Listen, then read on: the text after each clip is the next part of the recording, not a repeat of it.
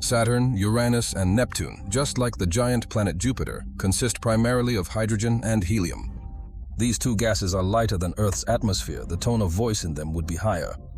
But different layers of the atmospheres of different planets in their own way change the properties of sound, unique sound worlds in the depths of Saturn's raging storms.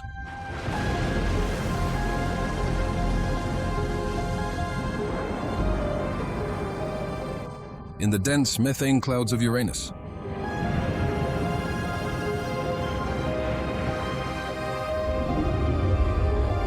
In the depths of Neptune's thick, gloomy mists.